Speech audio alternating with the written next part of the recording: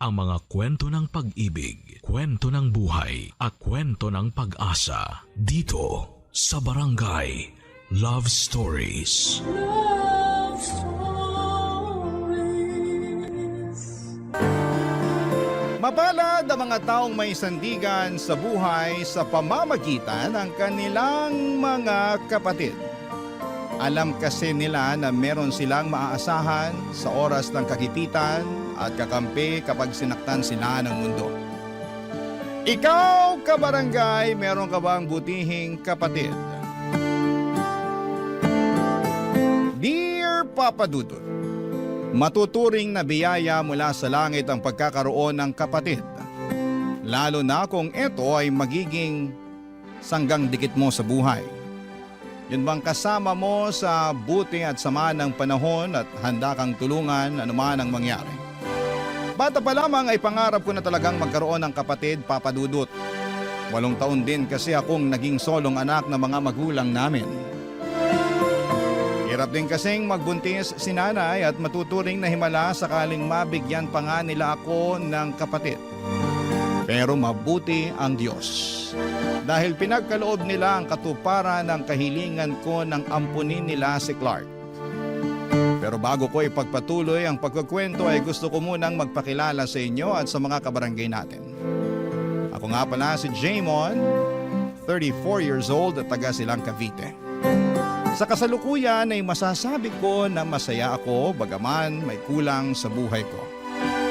Paano nangyari yon? Siyempre kasama ko ang aking pamilya at silang rason kung bakit ako nagpapatuloy sa buhay. Ngunit, ano nga ba ang kwento ng aming pamilya? Yan ang dahilan kung bakit napasulat ako sa programa ninyong Barangay Love Stories. Magsisimula ang lahat ng 23 anyos pa lamang ako at 15 anyos naman si Clark, Papa Dudut.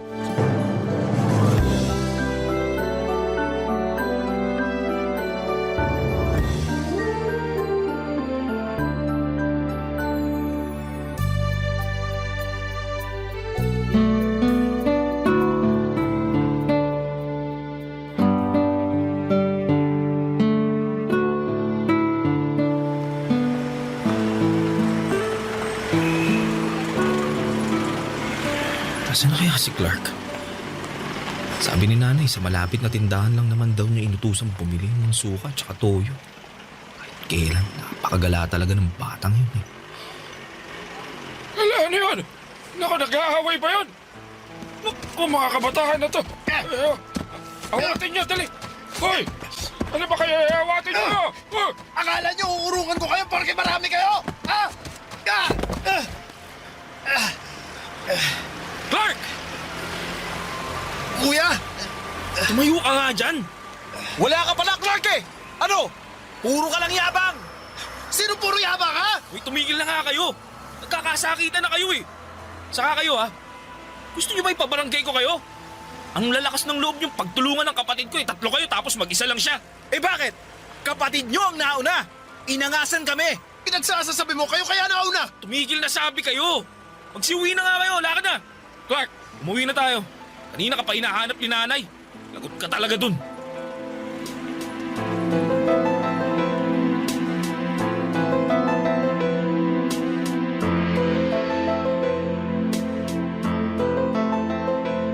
Nay, na yung magaling yung anak. Naabutan ko lang naman na nakikipag-away. Siya lang mag-isa tapos 3 pa yung kalaban. Kaya ko naman sila kung hindi ka lang sana umiksena, kuya eh. Kaya. Kitang-kita ko, hinahalikan mo na nga yung semento pagdating ko eh. Clark naman! Ano bang naisip mo't nakipag-away ka pa? Tingnan mo nga yung itsura mo. May pasa ka sa labi, may gasgas ka sa kamay. Sigurado ka bang ayos ka lang? Eh, baka mamaya may bali ka pa, ha? Halika, ipapadoktor kita. Wag na, Nay. Ayos lang naman po ako. Mababaw lang naman mga sugat ko eh. Saka gagastos pa kayo. Inaalala ka lang naman ni nanay. Saka ako rin. Malay ba namin na tinitiis mo lang pala tapos may masakit na pala sa'yo? Ay, kuya naman eh. Ano ba kasing nangyari? Totoo ba na inangasa mo sila kaya ka nila pinagsusuntok? Siyempre hindi. Sila kaya nauna, inaasar nila ako kaya pinatulan ko. Akala nila mananahimik lang ako sa isang tabi ha. Di ako ganun tao no. Pero sana nagtimpi ka pa rin. Lalo 3 sila, mag-isa ka lang. Di naman sa lahat ng pagkakataon, papairalin mo yung pikon mo. Di mo sila kailangan patulan. Paano na lang kung napuruhan ka, di ba? Tama ang kuya mo, Clark. Pinag-alala mo kami. Mabuti pa, gamutin ko na muna yan sugat mo, ha? Tapos pumunta tayo ngayon din sa ospital para ipa-check up ka. Nay naman wag na. Huwag ka na lang kumontra. Papadudot pinadoktor namin si Clark at buti na lamang dahil wala naman siyang baling buto sa kanyang katawan. Kaya nga napanatag kami ni nanay. Habang pauwi ay kung todo sermon ulit siya sa aking kapatid na napapailing na lamang dahil wala naman itong magawa. Kabaligtaran ko ng ugali ang kapatid kong si Clark, Papadudot. Mahiyain ako samantalang malakas naman ang loob niya. Mabibilang lamang sa mga daliri ko sa kamay ang mga taong pinagkakatiwalaan ko kumpara sa kanya, na halos kaibigan ang lahat. Madaldal din siya, tahimik lamang ako.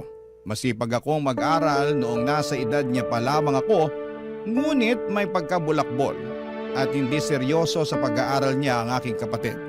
Palaaway din talaga siya dahil mabilis mapikon. Sa kabila ng mga pagkakaiba namin ay mahal namin ni Clark ang isa't isa, Papadudot. Vocal ang kapatid ko sa pagsasabi niya na iniidolo niya ako sa maraming bagay. Tulad ng pagtugtog ng gitara. Galing sa pagre-report sa klase namin noong sabay pa kaming nag-aaral. Pakikipagtalastasan at kahit na nga sa paglalaro ng chess.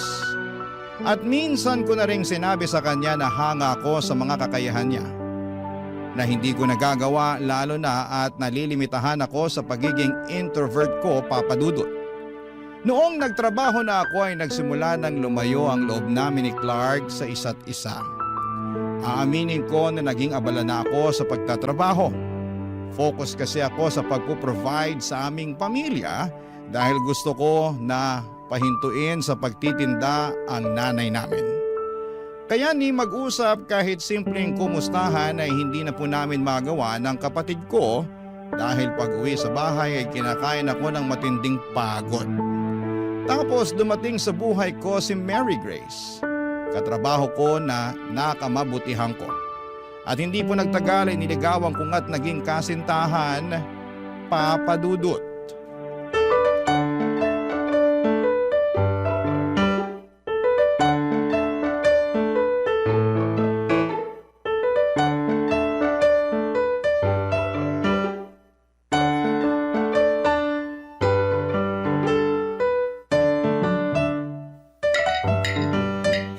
Kain ng kain, Mary Grace. Sarap ang luto ng nanay ko. Oo nga eh. Paborito ko na tong potsero. Panalo! Nako salamat naman kung ganon dahil nagustuhan mo na. Excited po talaga ako na matikman tong specialty ninyo. Kasi laging binibida ni Jaymon tong luto ninyo. Talaga? Nako, bigla tuloy akong nahiya. Wag na po kayong mahiya, Nay. Tsaka, totoo naman po yung kinukwento ko kay Mary Grace eh. Tingnan nyo, enjoy na enjoy siya oh. Totoo po. Ang sarap-sarap talaga ng luto nyo. Naku, mukhang mapaparami ako ng kain ito. Ayos lang yan. Basta kumain lang kayo ng kumain ha. Masaya talaga ako na sa wakas may pinakilala ng girlfriend tong anak ko si Jaymon. At saka sana ikaw rin ang mapangasawa niya. Ay naman, asawa talaga agad. Oo bakit? Ayaw mo ba? Gusto pero mga bata pa po kami ni Mary Grace. Saka gusto pa po naming i-enjoy ang pagiging mag-boyfriend at girlfriend namin. Tama po si Jaymon, tita. Ay oo naman, syempre. Teka, asan po pala si Clark? Bakit di natin siya kasabay kumain ngayon? Ay nako, yung kapatid mo, hindi pa rin umuuwi. Talaga po? Sana naman kaya pumunta yung batang yun. Andito na po ako. Oh, Clark, anak. Mabuti naman ay naisipan mo pang umuwi. Uwi mo naman, Nay. Hindi pa naman hating gabi. Ano sabi mo? Hoy Clark, ba't mo sinasagot ng ganyan si nanay? Bakit, kuya? Pagagalitan mo rin ba ako? Napapansin ko parang pinagtutulungan nyo na ako ni nanay ah. Hindi naman yata patas yun. Dalawa kayo, mag-isa lang ako. Wala kaming ginagawang masama sa'yo ng kuya mo. Tsaka, saan ka ba nang galing? Bakit ngayon ka lang? Sa classmate ko, may ginawa kaming project. Talaga lang project? Kung ayaw mo maniwala, edi wag. Clark, ano ba? Ay, naku, pasensya ka na Mary Grace ha. Nakita mo pa tuloy paano kami mag-away. Pero hindi kami nag-aaway-away dito ha. Pinagsasabihan lang namin yung... May bisita pala kayo? Ay, oo nak, kaya pwede ba umayos ka? Sino ka naman ha? Hoy Clark, ganyan ka magtanong. Hindi naman ikaw tinatanong ko kuya yung bisita. Hi, ako si Mary Grace. Girlfriend ako ng kuya mo. Girlfriend? Wow, may girlfriend ka na pala kuya tapos di mo man lang nakwento sa akin? Sa bagay, busy ka na nga pala sa ibang bagay. Sino na lang ba ako para pagkwentuhan mo, di ba? Clark naman. Kaya nga sinama ko rito sa bahay natin si Mary Grace para makilala niyo ni nanay. Nakilala ko na siya, ayos na yun. Buti pa matutulog na ako. Ano, hindi ka nakakain? Busog po ako, tsaka inaantok na ako eh. Naku, Mary Grace, pasensya ka na talaga ha. Ganyan lang talaga yung ugali ng anak kong yun. Nako, wala naman pong kaso yun, tite. Baka pagod lang talaga si Clark. Kaya mo, kakausapin ko na lang po si Clark bukas na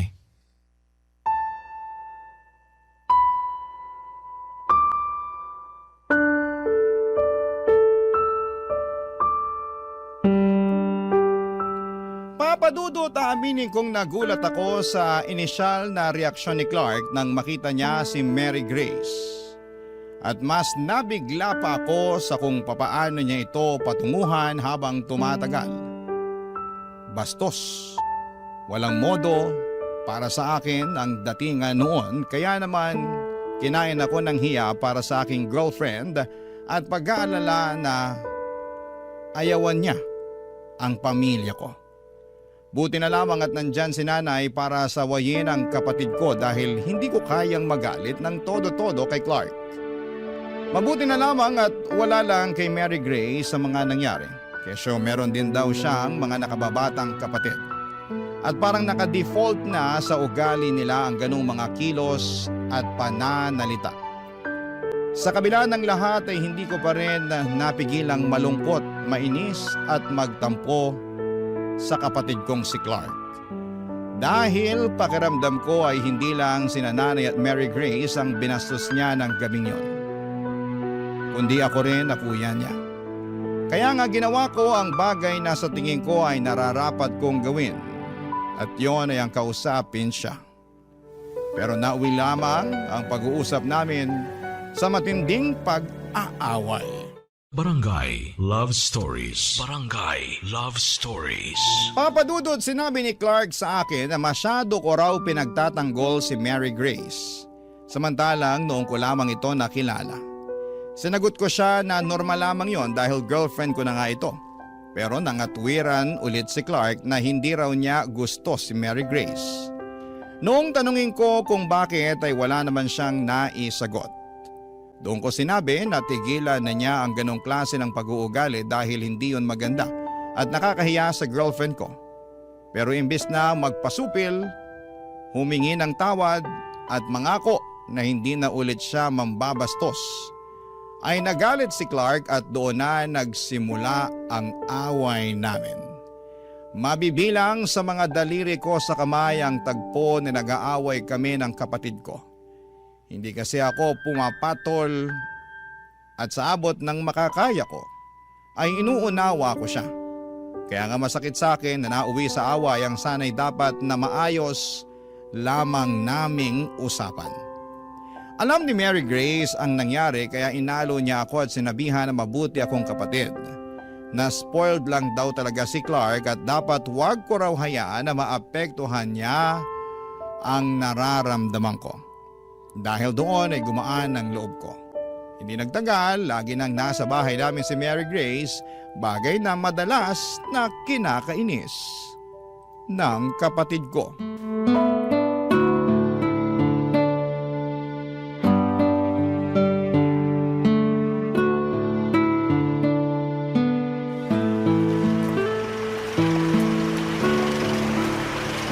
Tingin ko wala naman ako nakalimutan May soft drinks, potato chips.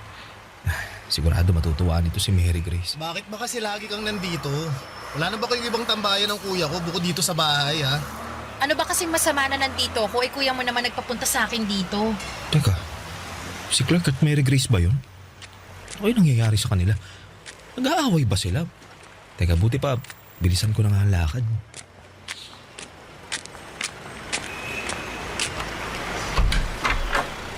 Ano? Sumagot ka, tinatanong kita eh. Uy, ano nangyayari dito? Buti naman dumating ka na, Jaymon. Bakit? May problema ba?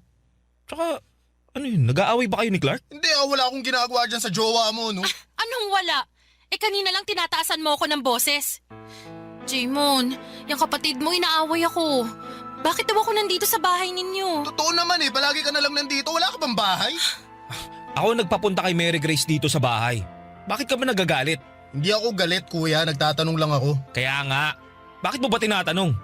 Wala naman kaming ginagawang masama. Di naman siguro kami nakakaabala sa'yo lagi kang wala sa bahay natin. Bigla ka na lang susulpot kung kailan mo gusto tapos magkakaganyan ka pa. Bakit? Bahay ko rin naman to Ayaw nyo nga magsama ako ng barkado ko rito tapos ikaw, sama ng kung sino-sino? Hindi kung sino-sino lang si Mary Grace. Girlfriend ko siya, Clark. Tsaka, bakit ka ba nagkakaganyan, ha? Ano ba problema mo? Wala. Parang di naman yata tama yung ugali mo na yan. Kailan ba ako gumawa ng tama sa paningin nyo ni nanay, ha? Lagi na lang masama tingin nyo sa akin Buti pa makaalis na nga lang sa pamamahay na to. Teka, sandali lang. Bakit ba?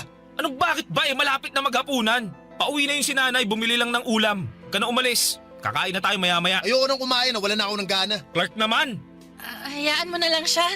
Masyadong maarte. Mary Grace. Totoo naman Narinig mo nga kung paano ka sagot-sagutin, no? Akala mo kung sinong kaya ng tumayo sa sarili niyang mga paa? Edi ikaw na magaling. Ako talaga. Ano ba? Manahimik na nga kayo. Huwag na kayong mag-away.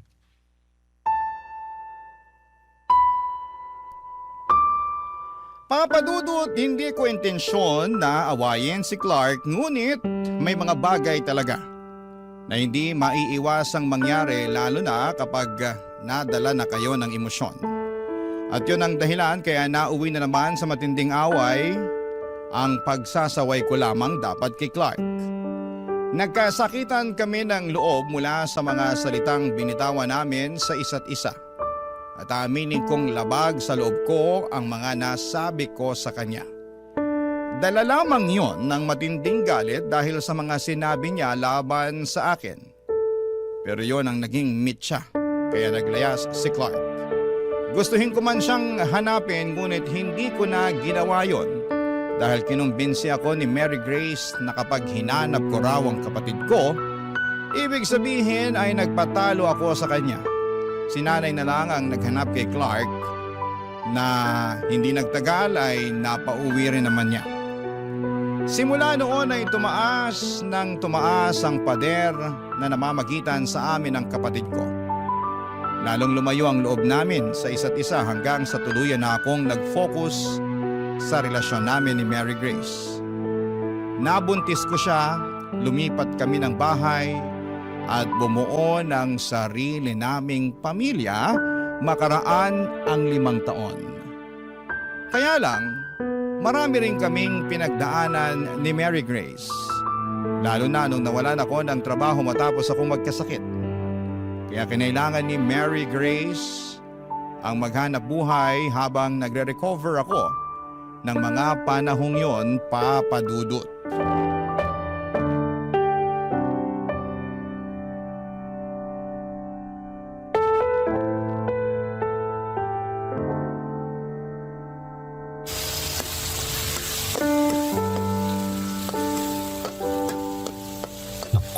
Sigurado, magugustuhan ni Mahal tong ulam na niluto ko.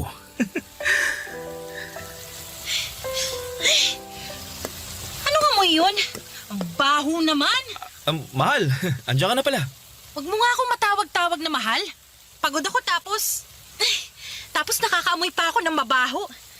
Ay, ano ba yung niluluto mo? Ha? Ano? Adobong manok? Paborito mo? Bulok na manok ba yung ginamit mo? Ang baho, Di mo ba naaamoy? Wala naman ako naaamoy na mabaho. So pinapalabas mo na sinungaling ako. Hindi naman sa ganun. Hindi raw, pero doon napapunta yung tono ng pananalita mo Ay, alam mo, ayokong kainin yung niluto mo.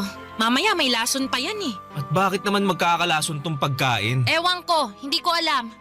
Baka naisipan mong, lasunin ako, ganon. Ano ka ba? Hindi ko magagawa ang bagay na yun. Aray!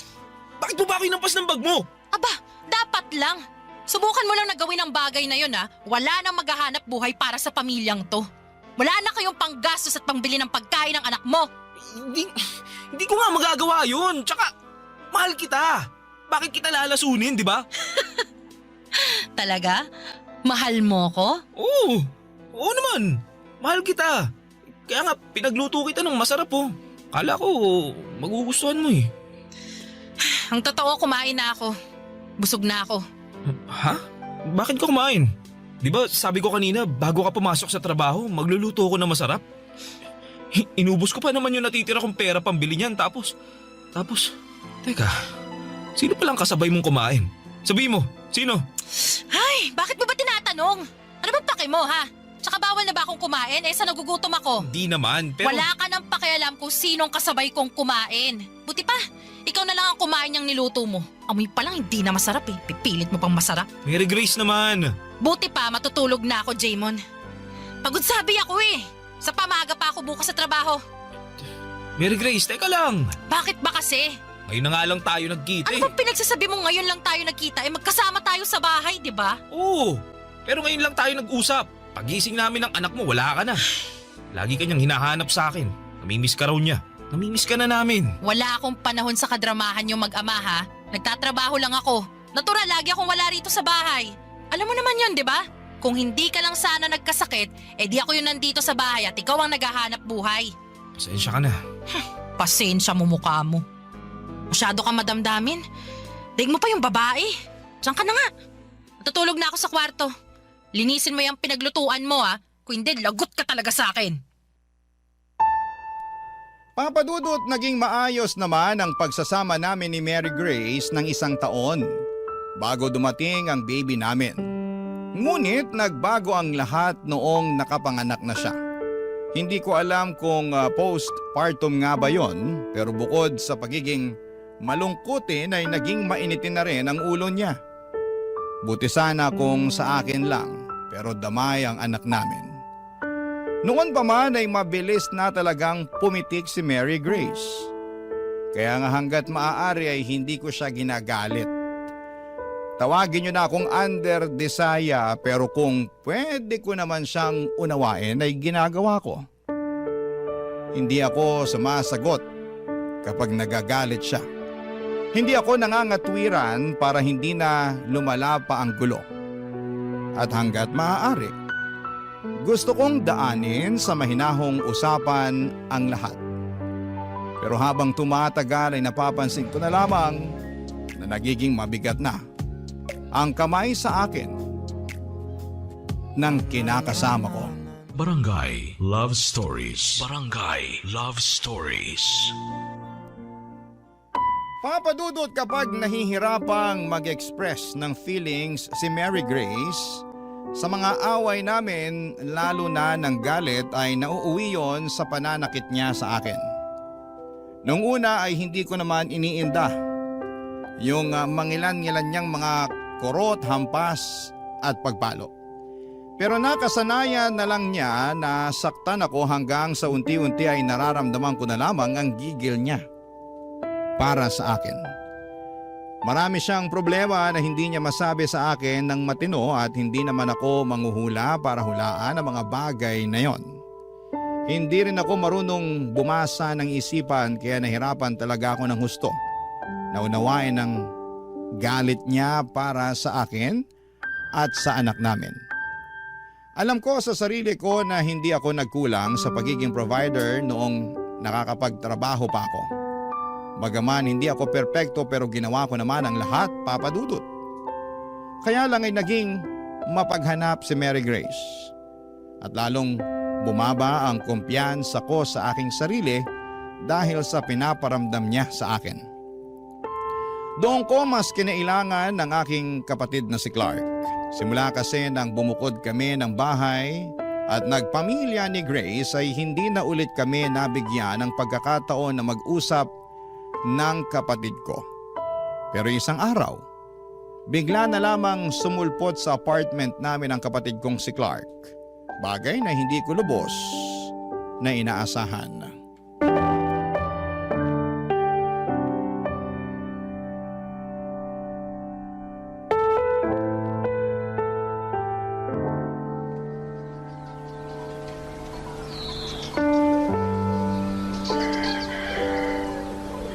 Buti naman at binisita mo ako rito sa inuupahan namin, Clark.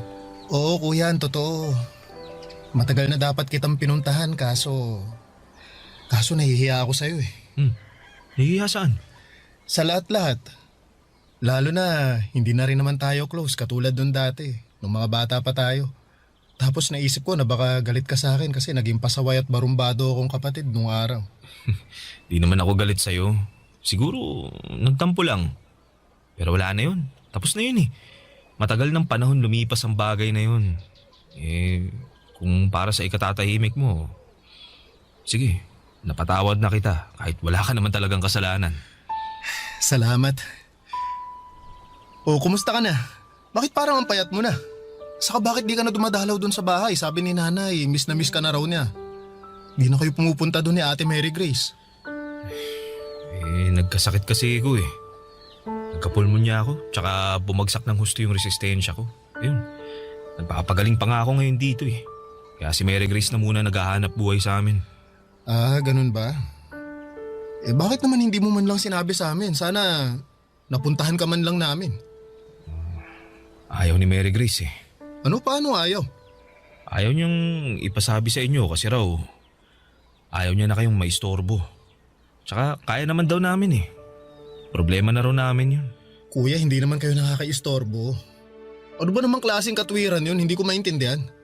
Pakiramdam ko, nilalayo lang talaga ako ni Mary Grace sa inyo.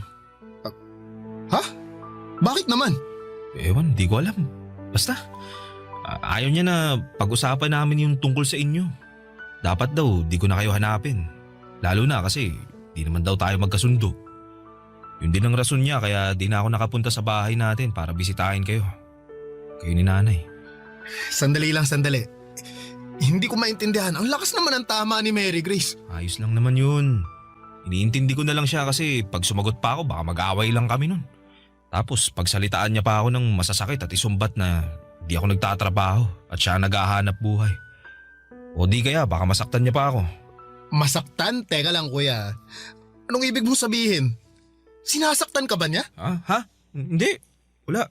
Hindi niya ako sinasaktan. Kuya, narinig ko yung sinabi mo. Gusto ko lang kumpirmahin. Hindi nga, Clark. Ayos lang ako.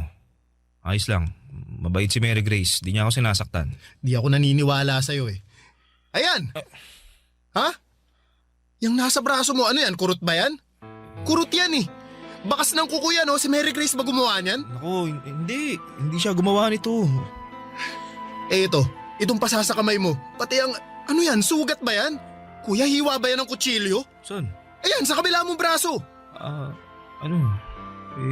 Kuya, sinasaktan ka nga nung baliw na babaeng yun. Uy, kamaingay. Huwag mo nang tawagin baliw si Mary Grace. Mamaya marinig ka nun, lagot tayo. Kuya, ano ka ba?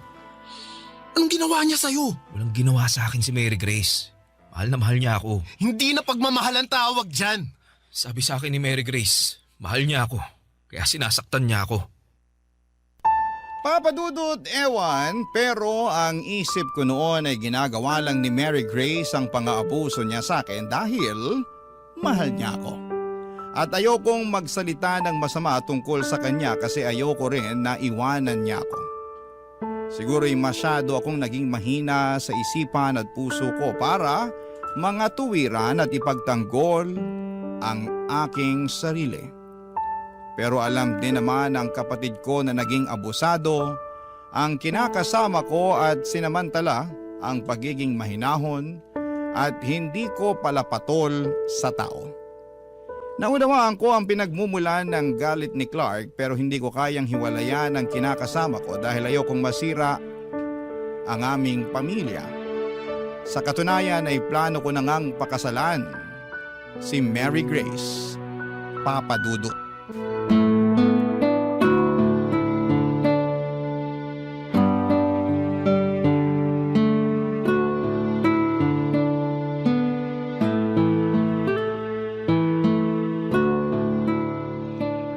Mary Grace, will you marry me?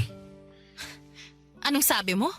Tinatanong kita kung pumapayag ka bang pakasalan ako. Gusto na kasi kitang maging asawa eh. Paano kung sabihin ko sa'yong ako naman ang may ayaw na makasal sa'yo at maging asawa ka? Bakit naman? Di ba matagal naman na nating plano na magpakasal. Noon yun, nung masyado pa akong in love sa'yo. Pero ngayon hindi na. Kasi na-realize ko na marami pang ibang lalaki dyan bukod sa'yo. Yun bang kaya akong bigyan ng magandang kinabukasan? Yung hindi na ako magtatrabaho para buhayin ang pamilya natin? Yung magaling din sa kama? Di katulad mo? Teka, anong ibig mo sabihin? Ang hina mo naman umintindi, Jaymon. Kailangan ko pa bang ipaliwanag ng mabuti sa'yo para maintindihan mo? Sa hindi ko nga talaga maintindihan. Oh, sige! Sige! Ipapaliwanag ko sa'yo para maintindihan mo. Makinig ka mabuti ha, dahil hindi ko na uulitin ang sasabihin ko.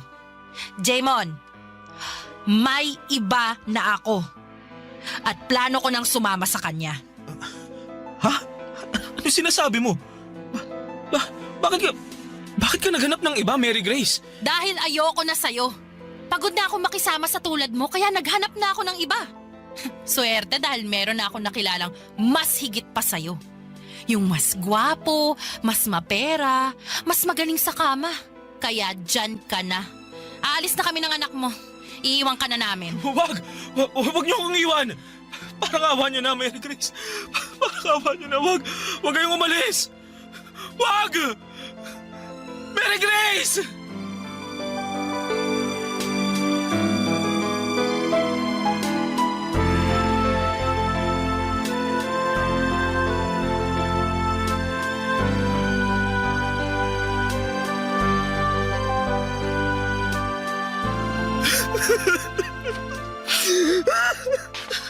Diyos ko na. Jaymon! Anak ko! Nay, buti po pumunta kayo. Oo, kuya. Pumunta kami ni nanay kasi nakwento ko sa kanya yung ginagawa sa'yo nun ni Mary Grace. Asan na ba yung babaeng yun para masabunutan ko? Sobra siya sa ginawa niya sa'yo! Wala na po, Nay. Wala na po sila ng anak ko. Umalis na po sila, iniwan na po nila ako. Ha? Anong ibig mo sabihin umalis? Saan sila nagpunta, kuya? Sumama na sa ibang lalaki si Mary Grace. Hindi na raw niya kasi ako mahal. Iniwan na niya ako. Wala na sila ng anak namin. Grabe. Napakawalang hiya talaga niya. Ang kapal naman ang mukha niya. Hayaan mo na, anak. Andito naman kami ng kapatid mo eh. Hindi ka namin iiwan mag-isa. Kasama mo kami, ha? Magkakasama na ulit tayo.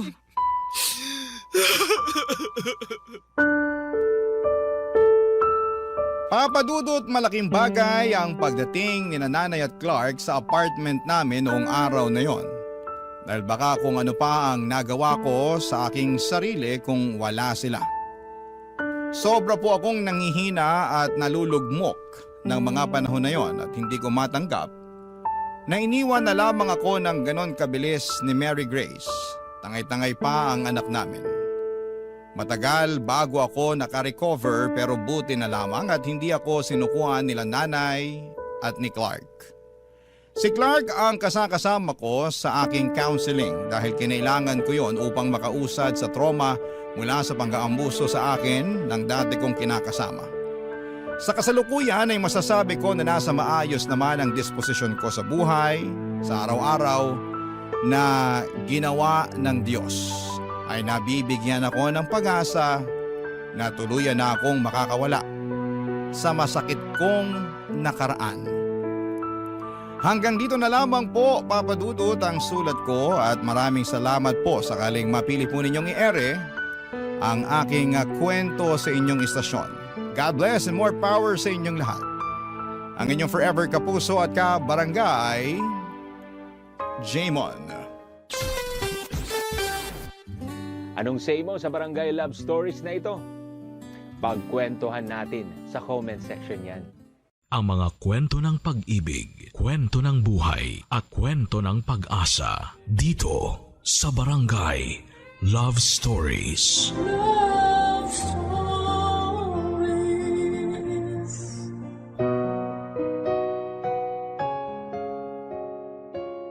Lahat tayo ay naghahanap ng perpektong tao na bubuo sa ating pagkatao. Pero tunay nga bang mayroong taong perpekto o gawa-gawa lamang ito ng sarili nating ilusyon? Paano ba natin mamahalin ang isang taong hindi buo? Ito ang pinagdaanan ng letter sender nating si Georgette.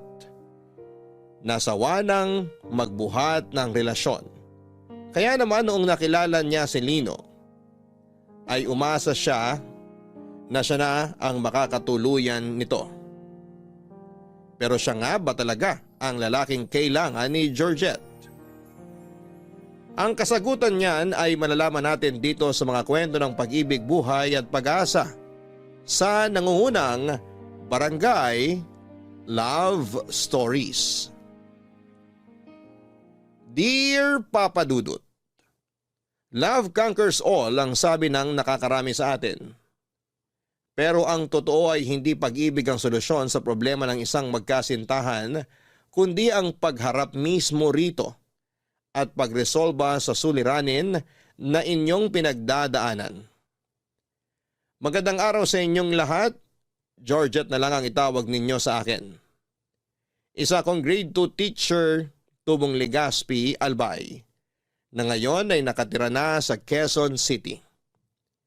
Sa Manila ako nag-aral ng kolehiyo at nung nakakuha ako ng lisensya bilang isang guro ay minabuti kong ipagpatuloy na lamang ang buhay ko sa syudad. Nakapasok ako sa isang public school kung saan ay nagtuturo ako ng mga cute na grade 2 pupils. Panganay ako sa 4 na magkakapatid. Lahat naman kami ay nakapagtapos na sa kolehiyo. Kaya naman hindi na problema sa pamilya ko kahit na nakabukod na ako. Nakapagbibigay pa rin naman ako ng tulong sa mga magulang ko sa probinsya. Kahit papaano kaya naman nakakatulong pa rin ako sa kanila kahit nakatira na ako sa malayong lugar. Papa Dudut, kaya ko po mas piniling manatili na lamang sa Maynila ay dahil mas malaki at mas malawak ang oportunidad dito. Isa pa ay dito na rin ako nakabuo ng bagong buhay kasama ang mga kaibigang nakilala ko. Sa lugar na ito na rin ako nakahanap ng pag-ibig sa pamamagitan ng co-teacher ko na si Tati.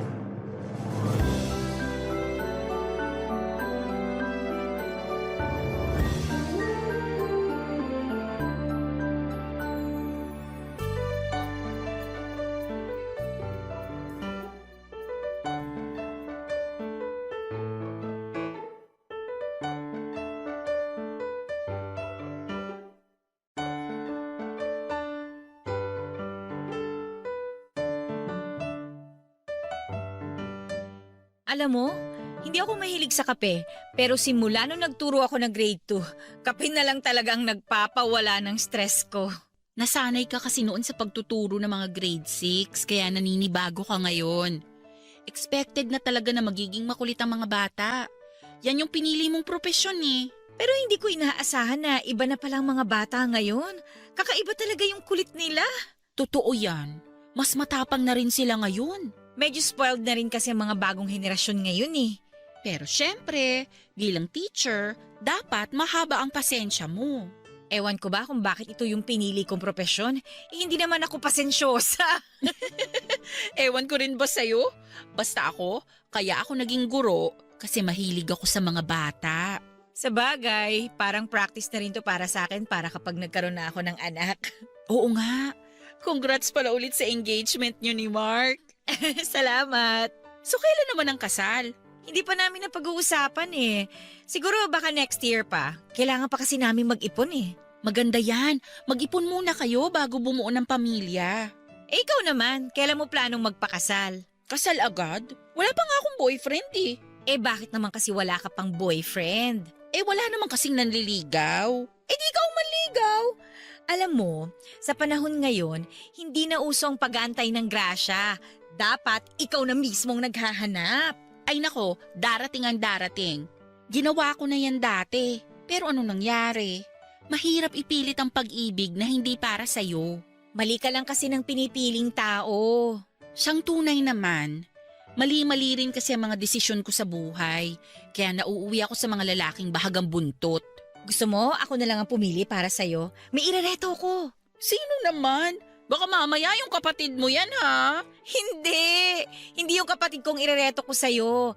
Naka-move on na kaya yun sa'yo. May bago na siyang nililigawan. Aba dapat lang. Masyado siyang bata para sa akin. Itong irereto ko sa'yo, mas matanda siya ng 2 taon kaysa sa'yo. Sino ba? Kakilala ko ba yan? Hindi mo siya kilala. College friend ko siya, kaya kilalang kilala ko na siya. Anong pangalan? Lino. Anong itsura? Uy, gwapo yun hindi ka magsisisi. Kita mo naman yung fiancé ko, di ba? Marunong kaya akong pumili kaya don't worry. Eh yung ugali. Walang silbi ang itsura kung masama naman ang ugali. Mabait si Lino. Isa yan sa mga pinakamabait na kaibigan ko. At saka bukod doon, matalino rin siya, responsable at mayaman. Too good to be true. Lahat ng ganyang lalaki may something eh. Kay Lino, wala. Nasa kanya na lahat. Girlfriend na nga lang ang kulang eh. Kung nasa kanya na ang lahat, bakit hanggang ngayon wala pa siyang girlfriend? Parang red flag yun para sa akin eh. Bakit magiging red flag yon kung hindi pa naman niya nahahanap yung taong para sa kanya? Oh, malay mo, ikaw na pala yun. Jesus! Ano, gusto mo try? Papakilala kita sa kanya. Pag-iisipan ko muna. Sige na, wala namang mawawala eh. Kung hindi kayo mag-click, edi maging magkaibigan na lang kayo, di ba? Okay din lang naman siyang maging kaibigan eh. O sige. Pwede naman. Subukan natin. Baka sakaling may mapala ako. G ka na mag-eyeball kayo? Basta safe, okay ako. Nice! Safe na safe to! Hindi naman kita ipapahamak, no? Naku, basta siguraduhin mo lang ha. Oo naman! Yee! Excited ako para sa inyo!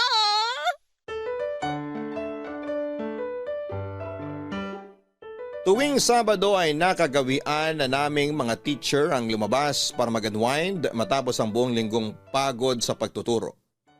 Dahil halos nasa same age group din lang naman kami ay lagi kaming kumakain sa labas. Minsan ay nanonood ng sine o di kaya ay namamasyal sa park at mall. Isang Sabado ay inanyayahan ni Tati si Lino ang lalaking gusto niyang ireto sa akin para sumama sa isang dinner. Nagulat ako dahil hindi niya ako inabisuhan na nung araw na yon na pala niya kami ipapakilala sa isa't isa. Hindi ko inaasahan ang itsura ni Lino. Malayo siya mula sa lalaking inimagine ko noong idinescribe sa akin ni Tati ang itsura nito. Mukhang mayaman ang lalaki, halata ito sa kung paano niya dalhin ang kanyang sarili. Puting polo, cargo shirts at sapatos lang ang suot niya ng gabing yon. Pero ang lakas makamayaman ang dating nito. Bigla tuloy ako na-intimidate dahil parang ang layo ng agwat ng estado naming dalawa. Bukod sa maayos na pananamit ay maganda rin ang physical features nito. Maganda ang katawan niya, makinis ang kutis, maayos ang buhok at maliwalas ang kanyang mukha. Nahiya nga ako dahil hindi ko alam kung papaano ko siya i-approach. Pero kahit na ganoon ay naging magaan naman kausap si Lino. Mabait siya, magalang at humble. Pagkatapos ng dinner namin ay inihatid niya kami ni Tati pauwi. Nauna naming ibinaba si Tati at noong papunta na kami sa bahay ko, ay doon namin mas kinilala ni Lino ang isa't isa. Kahit sasakayan mo na lang ako ihatid, nakakahiya eh. Sa kabilang direksyon pa naman ang uwi mo. Sobrang out of the way pa uwi sa inyo. Hindi, okay lang. Saka isa pa, sa akin ka ibinili ni Tati. Nagtiwala yun na makakauwi ka ng safe. Ano ka ba? Kaya ko naman ang sarili ko. Mas mapapanatag din ako na maihatid kita ng safe. Nakakahiya kasi. Pwede namang mag-commute na lang. Nagpumilit pa kasi si Tati eh. Naabala ka patuloy namin. Wala yun. Ako rin naman ang namilit na ihatid kayo eh. Salamat pala sa paghatid sa amin ah. Wala yun. Nabanggit pala sa akin ni Tati na college friends kayong dalawa. Oo, college friends nga kami. Pero paano naman kayo nagkakilala?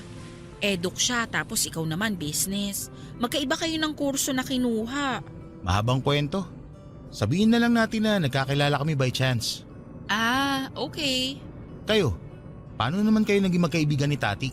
Sa school, pareho kaming grade 2 teacher kaya mabilis kaming naging close. Pareho din kasi kaming probinsya. Saan province mo? Albay, sa Legazpi. I see. Bakit mo naman naisipan dito mag-work? Dito kasi ako nag-aral. Dito na rin ako nagkaroon ng mga bagong kaibigan. Kaya naisip ko na dito ko na lang din ituloy ang buhay ko. Plano ko na rin namang bumukod sa amin eh. Mas malaki rin ang opportunity dito sa Maynila. Sa bagay, may point ka naman. Ikaw, May province ka rin ba? O dito ka na talaga lumaki? Born and raised na ako dito sa Manila. Yung mother ko, from Tugigaraw. Pero lumipat sila dito para sa job opportunity. Tapos dito na rin siya nakapag-asawa. Bale, marunong ka mag-Ilocano niyan. Actually, hindi. Never akong tinuruan ni mama eh. Nakakalungkot naman. Eh di sana multilingual ka na kung sakali kasi marunong ka sa Filipino, English, tapos Ilocano sana. Parang hindi ko rin naman kailangang matuto ng mag-Ilocano. Kasi hindi naman na kami nagpupunta sa Tugigaraw. Bakit hindi na? Wala na kaming pamilya dun eh. Parang isang beses lang ako nakabisita dun nung buhay pa yung lola ko. Pero matagal na yun. 5 years old pa lang ako. As in, hindi na kayo bumalik dun ever? Hindi na. Simula nung namatay si mama, parang nawala na rin yung part na yun sa buhay namin. Sorry, hindi ko alam na wala na pala mama mo. Okay lang. Matagal na rin naman yun. Okay lang din bang magtanong kung anong ikinamatay niya? Suicide. Oh my gosh! I'm sorry. Hindi ko maisip kung gaano kasakit yun para sa'yo. Sobra. Sobrang sakit nun para sa akin. Lalo na simula nung nawala si mama, nagbago ang lahat. Pasensya ka na kung na-open ko yung topic na yun. I'm sure mabigat na usapin yun para sa'yo. Actually, pilit ko na kinakalimutan yung part na yun ng buhay ko. Mahirap eh. Kalimutan na lang natin yung tinanong ko sa'yo. Pasensya ka na ha. Okay lang. Pwede ka na palang kumaliwa sa sunod na kanto. Shortcut yan papunta sa bahay. Saan? Itong kanto na to? Oo yan. Tapos diretso lang tapos kaliwa ulit.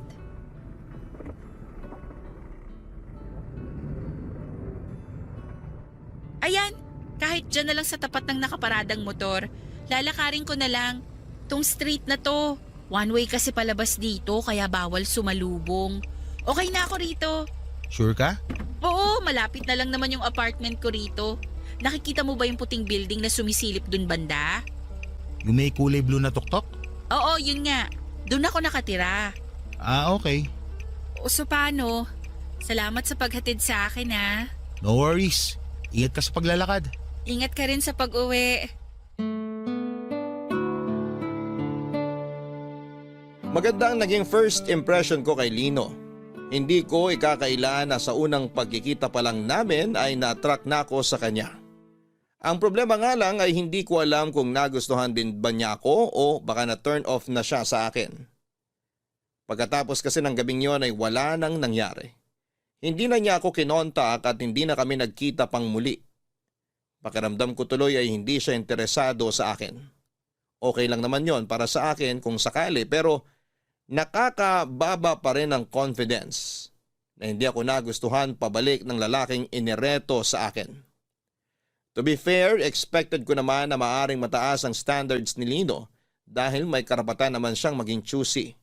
Kaya naman pagsapit ng Lunes nang tanungin ako ni Tati kung ano ang update sa pagitan namin ni Lino, ay wala akong ibang nasabi kung hindi kami para sa isa't isa. Isa lang akong hamak na teacher na hindi gaanong kataasan ang sinasahod samantalang si Lino ay galing sa mayamang pamilya. Hindi ko siya kayang sabayan. Nasa langit siya samantalang nasa lupa lamang ako. Hindi na ako umaasa at nagpatuloy na lamang ako sa buhay ko sa mga sumunod na araw. Hanggang sa hindi ko inaasahan ay bigla akong nakatanggap ng friend request. Sa Facebook galing ito kay Lino Papadudut.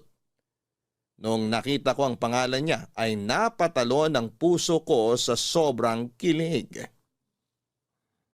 Agad kong inaccept ang friend request at in-stalk ang Facebook account ni Lino. Bagong gawa lamang ito at maliban sa profile picture ay wala nang ibang laman ang timeline niya. Ang paliwanag sa akin ni Lino ay natagalan daw siyang mag-reach out sa akin matapos ang unang pagkikita namin dahil noon lang daw siya nagkaroon ng time na gumawa ng Facebook account para makontak ako. Hindi raw niya nahingi ang contact number ko at nahihiya naman siyang kunin ito mula kay Tati. Kaya gumawa siya ng sariling Facebook account para mag-message sa akin. Matagal na raw kasing hindi gumagamit ng social media si Lino. Actually ay napansin ko na. Noong unang kita pa lang namin na wala ngang social media si Lino dahil sinubukan ko siyang hanapin online pagkatapos niya akong ihatid sa bahay. Noong tanungin ko kung bakit wala siyang social media, ayon sa kanya ay masyado raw itong toxic para sa mental health niya. Kaya naisip niyang umiwas mula rito. Mas peaceful daw na walang nang bubulabog sa peace of mind niya. Kaya naman dinilit na lamang niya ang lahat ng account niya. Labis ang tuwang nararamdaman ko nung muli kaming nagkausap ni Lino sa Facebook. Kahit papaano, nalaman ko papadudot na interesado rin pala siya sa akin. Ilang linggo kaming nag-usap sa chat bago niya ako inaya ulit na magkita. Sa pagkakataong yon ay kaming dalawa na lamang at wala na kaming ibang kasama.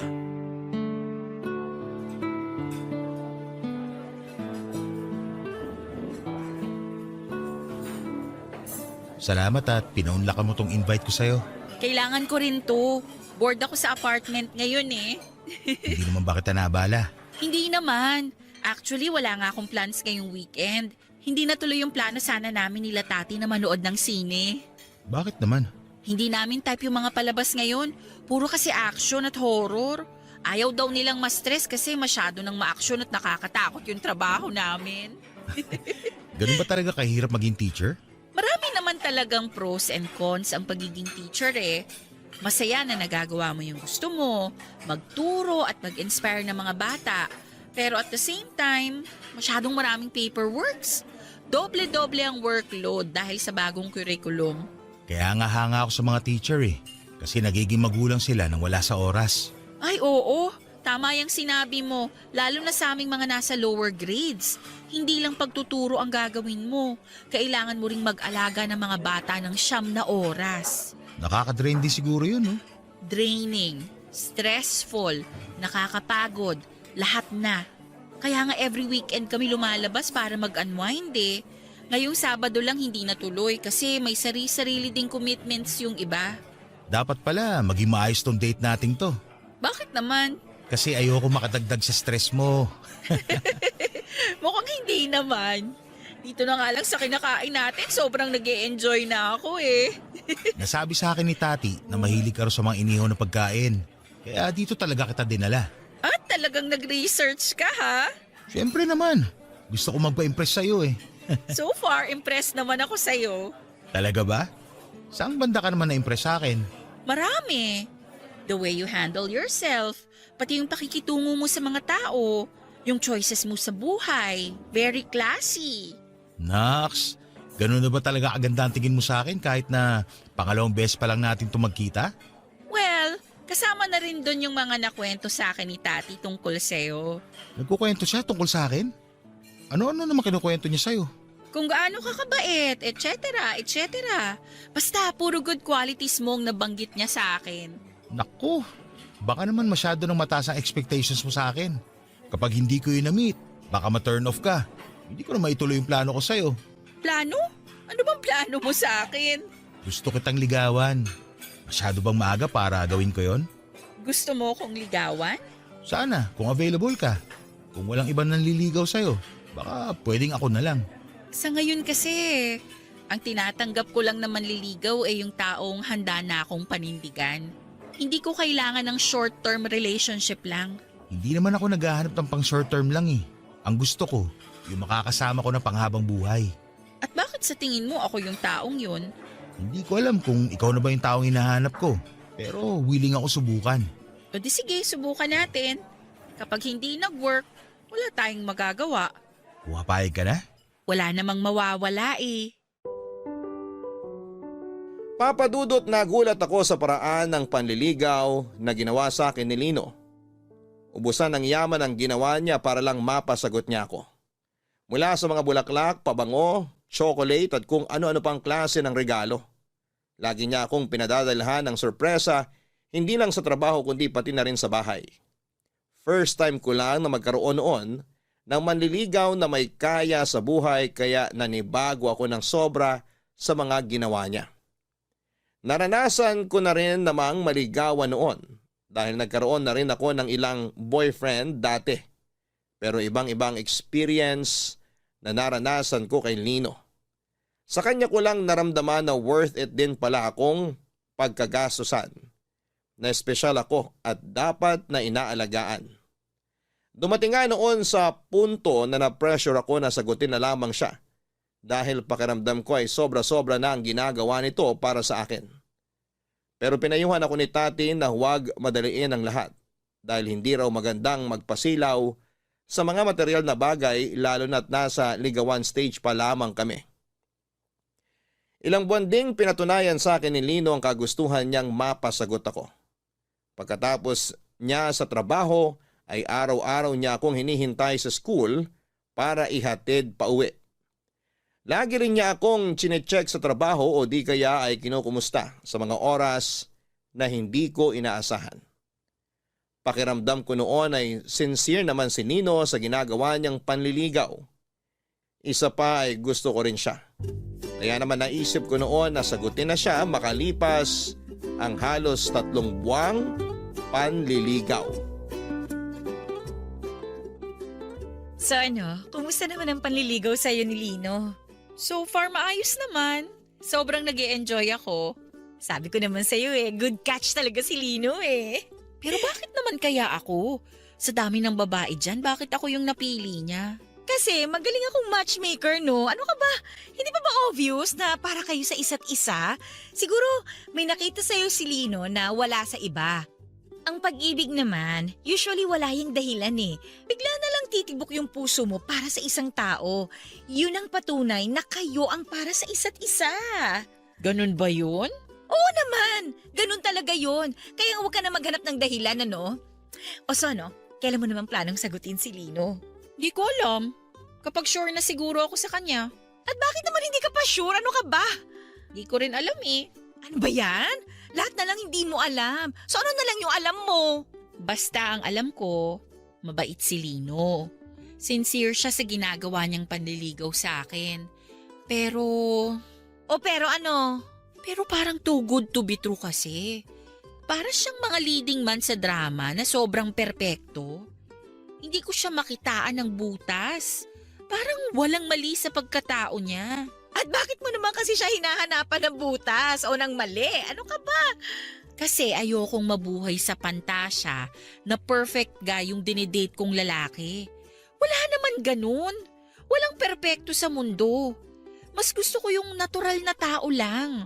Nagkakamali rin, nakakagawa rin ng kasalanan. Yung ganong tipo. Siyempre yung perfect life ang ipapakita sa'yo ni Lino kasi nanliligaw yung tao Dapat best foot forward lagi. Alam nga naman pakitaan kanya ng hindi maganda. Di hindi mo na siya sinagot pag nagkataon. Di naman ako ganong tao Malawak naman ang pangunawa ko. Ayoko lang na may itinatago pala siya sa aking ugali tapos kapag naging kami na, saka na lang lalabas yung totoong kulay niya. Wala yung tinatago. Maniwala ka sa akin kasi matagal ko na siyang kaibigan. Wala siyang sabit, wala siyang criminal record, walang cheating history, walang bagsak sa klase. May daddy issues ng slight pero tolerable naman yun. Daddy issues? Anong ibig mong sabihin? It's not my story to tell pero trust me, hindi yun makakaapekto sa pagsasama niyong dalawa. Kung sa bagay, sapat na rin siguro yung ilang buwang panliligaw niya para patunayan yung sarili niya sa akin, no? Ikaw, nasa iyo naman yun Kung nagdadalawang isip ka pa, mabuti rin na bigyan mo pa ang sarili mo ng panahon para mag-isip. Huwag ka magmadali kasi ang tunay na pagmamahal, makakapaghintay naman yan Sa tingin mo? Oo naman Kung pursigido talaga si Lino na makuhang mga kamay mo, dapat paghirapan niya. Dapat maghintay siya hanggang sa maging ready ka na. Para nang sa ganun, walang sisihang mangyayari, walang regret. Gusto ko rin kasi na kapag sinagot ko siya, may dahilan. Hindi ba dapat ang dahilan na yun dahil mahal mo siya? Mahal ko na siya actually, pero tati, hindi ko alam. Hindi ko alam talaga. Alamin mo muna yung sagot bago ka pumasok sa relasyon. Nakakatakot din naman kasi yung pabigla-bigla ngayong knowing yung mga pinagdaanan mo sa past relationships mo, 'di ba? Maganda na yung maging sure. Pero sana lang kung sakali mang walang chance si Lino sa'yo, huwag mo na siyang paasahin ng matagal. Hindi naman sa walang chance. Ang laki ng chance niya sa akin. Sobra. Pero ayun nga, gusto ko lang din maging sure. Sobrang attracted ako sa kanya. Pero ayoko na yung attraction na yun lang ang maging rason kung bakit ko siya sasagutin. Basta, good luck sa inyo. Gusto ko lang na malaman mo na suportado ko kayong dalawa, anuman ang mangyari. Papadudot matagal akong nangarap na magkaroon ng relasyon kung saan ay ako naman ang inaalagaan. Sa mga previous relationship ko kasi ay lagi na lamang ako yung nagbubuhat ng relasyon. Lalo na sa huling naging boyfriend ko, na sa halip na maging masaya ay naging kalbaryo ang buhay ko. Imbis na mabigyan ako ng mga hindi malilimutang alaala ay puro mapapait na alaala ang iniwan sa akin ng ex ko. Nahulog kasi ang loob ko sa isang manipulative na sad boy. Tuwing nakagagawa siya ng kasalanan, ay madali lang niyang napapaikot ang ulo ko sa pamamagitan ng panggagaslight sa akin at paggamit ng maalam magpakailanman na kwento ng kanyang pamilya. Galing kasi siya sa hirap, breadwinner ng pamilya nila at nagsumikap na may taguyod ang 4 niyang kapatid. Magaling siya sa parting yon pero hindi yon rason para gawin ang ginawa niya sa akin. Harap-harapan kasi niya akong niloko at nagpaloko naman ako. Mabuti na lamang at nandyan ang kaibigan kong si Tati para ipaalala sa akin kung ano ang tama at mali. Nung natauhan ako ay nakipaghiwalay na ako sa kanya at tuluyan ko na siyang ibinaon sa limot. Hindi nagtagal ay sinagot ko na si Lino sa piling niya ay naramdaman ko kung gaano kalaki ang worth ko bilang isang babae at bilang isang tao. Sa kanya ko naramdaman na karapat-dapat din naman pala akong irespeto, alagaan at mahalin. Pwede rin naman pala na ako ang binubuhat sa relasyon. Si Lino ang boyfriend na hinahanap ng karamihan. Siya ang tipikal na boyfriend material na gusto ng lahat. Naging maganda ang unang 5 buwan ng relasyon namin pero sa pagtagal ay unti-unti kong napansin na ang tila ba perpektong ugali ng boyfriend ko ay hindi pala ganoon kalinis katulad ng gusto nitong palabasin. Papadudot mabuting boyfriend si Lino. Lahat ng parte niya bilang boyfriend ay nagagampanan niya ng maayos. Araw-araw niyang ipinaparamdam sa akin ang pagmamahal niya at never siyang nagkulang sa oras, effort at intimacy sa akin. Sa katunayan ay ipinakilala pa nga niya ako sa mga kaibigan niya na bagamat medyo alta ang estado nila ay very welcoming naman sila sa akin. Ang problema nga lang ay merong certain lifestyle si Lino na minsan ay hindi ko nagugustuhan lalo na kapag nasobrahan. Party goer si Lino, during weekends ay palagi siyang lumalabas kasama ang kanyang barkada para magbar hanggang sa magdamag. Inaaya naman niya akong sumama sa kanila pero dahil hindi maganda sa isang teacher ang mag-inom at hindi rin naman talaga ako umiinom ng alak ay lagi akong tumatanggi sa imbitasyon niya sa akin. Hindi naman po ako mahigpit bilang girlfriend. Sa katunayan, okay lang sa akin na nakikipag-inuman siya tuwing Sabado at Linggo dahil deserve din naman niyang magpahinga matapos ang nakakapagod na trabaho. Panatag ang loob ko na payagan si Lino na lumabas dahil mapagkakatiwalaan naman ang mga kaibigan nito. Hindi sila enabler pagdating sa pambababae at panluloko. Minsan nga kapag lasing na't hindi na makapag-update sa akin si Lino ay mga kaibigan niya mismo ang nagme-message sa akin kung nakauwi na ba sila o hindi pa. Respectful sila at alam nila ang boundaries ng bawat isa. Pero ang problema kapag wala na sa wisyo si Lino dahil sa alak, may pagkakataon na nagmamaoy siya. Tuwing lasing siya ay may mga bagay siyang nababanggit na kinagugulat ko dahil never niya itong inopen sa akin. Katulad na lamang ng isang Sabado sa halip na sa kanila umuwi, ay sa apartment ko inihatid si Lino ng mga kaibigan niya.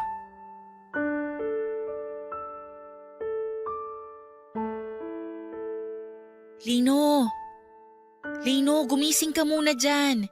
Uminom ka ng tubig. Ha? Sige na. Kailangan mong ma-hydrate para mabilis ma-flush yung alak sa dugo mo. Georgette, anong ginagawa mo rito? Ikaw dapat ang tinatanong ko niyan. Nandito ka sa apartment ko ngayon. Dito ka dinala ng mga kaibigan mo. Ha? Akala ko nasa bahay ako. Wala ka sa bahay nyo. Nandito ka sa apartment ko. O heto, inumin mo muna yung tubig.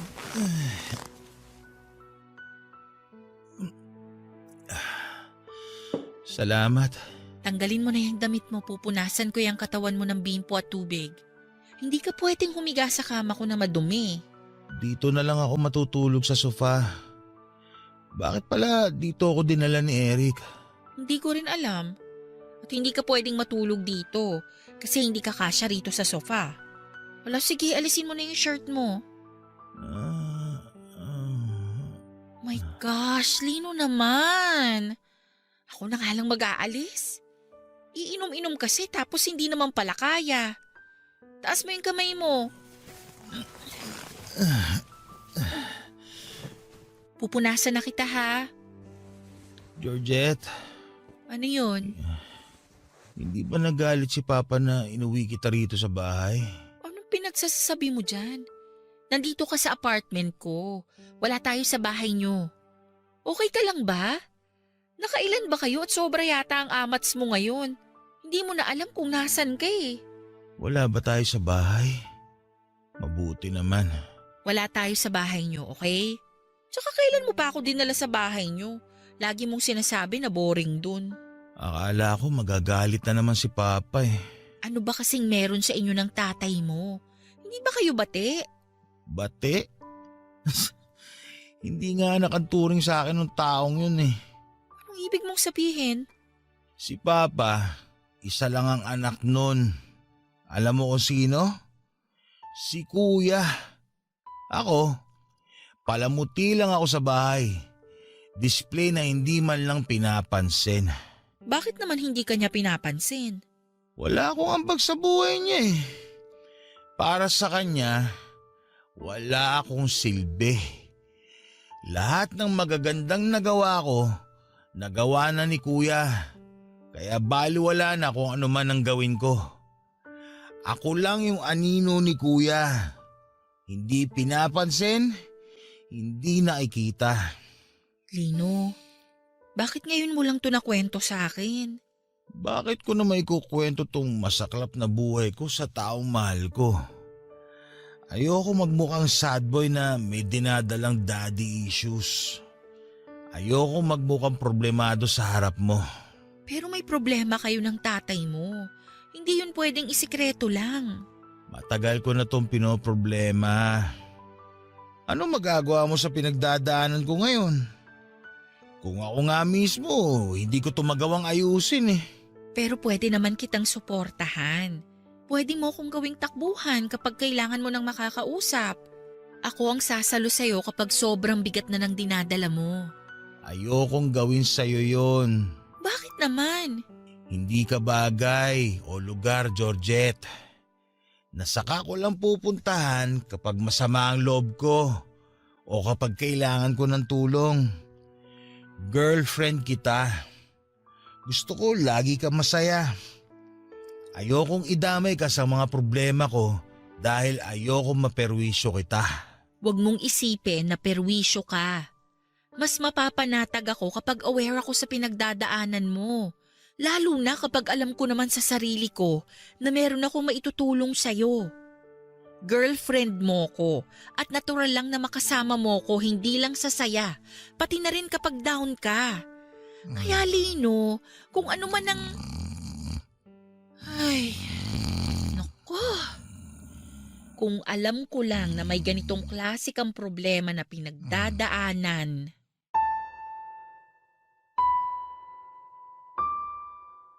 Noong ko lang narinig mula sa boyfriend ko ang bagay na yon, Papa Dudut.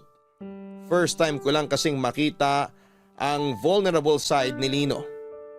Hanggat maaari kasi, ayaw niyang nagpapakita siya sa akin ng kahinaan. Ayaw niyang nakikita ko siya na malungkot at napanghihinaan ng loob. Gusto kasi niya na laging ipakita sa akin na kaya niya akong protektahan sa lahat at natatakot siya na kapag nalaman ko ang kahinaan niya ay baka magbago raw ang pagtingin ko sa kanya. Halos kalahating taon na kaming magkasintahan noong nalaman ko ang tungkol sa family issues na pinagdadaanan ni Lino. Hindi rin kasi siya masyadong nagkikwento sa akin tungkol sa mga problema ng pamilya niya kaya naman nagulat ako. At sa parehong pagkakataon ay nakaramdam ako ng awa para sa kanya. Kailanman ay hindi ko naranasan ang magkaroon ng pabayang magulang Dahil simula pagkabata hanggang sa ngayon, ay ramdam na ramdam ko ang pagmamahal at pagsuporta sa akin ng mga magulang ko.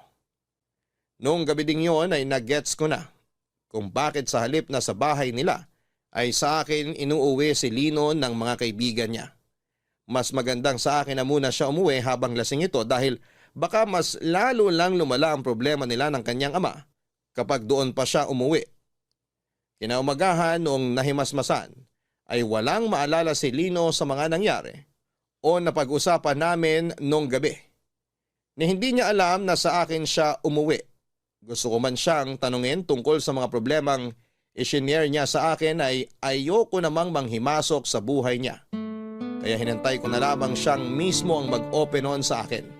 Sa halip ay si Tati na ang pinagtanungan ko tungkol sa nakaraan ni Lino. Tati, may tanong ako sa'yo. Ano yun? Kapag may nalaman kang meron palang malaking sikreto na tinatago sa'yo yung boyfriend mo, anong magiging reaksyon mo? Depende kung anong klaseng sikreto yun.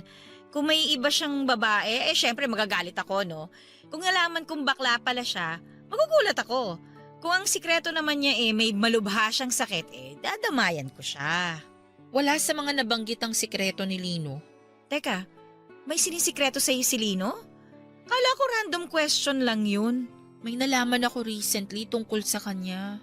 Ano naman yun? Hindi pala sila nag-uusap ng tatay niya? Parang may malalim silang alitan? Ah, yun ba? Alam mong tungkol doon? Matagal na niyang problema yan. Kung may isang bagay man na red flag kay Lino, yun na yun. Yung problema niya sa tatay niya. Paano mo alam ang tungkol doon samantalang ako, hindi man lang niya nababanggit sa akin na hindi pala sila in good terms ng tatay niya? Matagal na kaming magkaibigan ni Lino, di ba? Malamang alam ko yung buhay niya nun. Bakit hindi mo man lang sinabi sa akin? Wala naman ako sa lugar para mag-share ng personal na buhay ng ibang tao. Tsaka isa pa, kala ko na-resolve ng tungkol doon kasi sobrang tagal na nun eh. Tsaka nakita ko namang nagbago na si Lino, kaya kala ko wala ng problema. Nagbago? Paanong nagbago? Ganito kasi yun. College friends kasi kami ni Lino, di ba? Oo. Tapos? Nakwento na ba niya sa'yo kung paano kami nagkakilala at naging magkaibigan? Hindi. Wala pa siyang nakukwento tungkol sa inyo. Nakilala ko si Lino dahil muntik na siyang magpakamatay. Magpakamatay? Actually, hindi muntik. Nagpakamatay talaga siya. Paano? Ganito, bago kami nagkakilala niyan, parang kamamatay pa lang yata nung nanay niya nun eh. Nagtatago ako nun sa rooftop ng Eduk Building nung nakita ko siya. Nagtatago? Ano namang ginagawa mo sa rooftop at nagtatago ka dun? Nagtatago ako para magyosi. Nagyoyosi ka? Noon, nung college pa ako, pero natigil ko na yung bisyo ko na yon. Anyway, ayun nga, nadatnan ko dun si Lino na umiiyak. Nasa gilid siya ng rooftop. Alam mo yung eksena sa mga palabas na tatalo na sa gilid ng building? Ganong eksena yung nadatnan ko sa rooftop. Tapos, anong ginawa mo? Sabi ko sa kanya, kung tatalon siya, magantay lang siya ng 5 minutes, ubusin ko lang yung yosi ko, tapos pwede na niyang gawin ko anong gusto niyang gawin. Ano? Ganon ang sinabi mo sa kanya? Hindi mo man lang siya tinulungan? Grabe ha? Hindi ko naman kasi siya kilala eh. Nung college ako, medyo hindi rin kasi maganda yung ugali ko. Pero past is past, nagbago na ako no. Kaya kako, patapusin muna niya ako magyosi bago siya tumalon. Baka kasi mamaya mapagbintangan pa akong nagtulak sa kanya kung sakali no. Tapos, obviously hindi siya natuloy kasi buhay pa siya ngayon. Natuloy yun, tumalon siya. Diyos ko, totoo? Oo, hindi ko naman inaasahan na tototohanin pala niya yun eh. Akala ko nag-iinarte lang siya. So ayun nga, tumalon siya. Mabuti na lang, napilayan lang.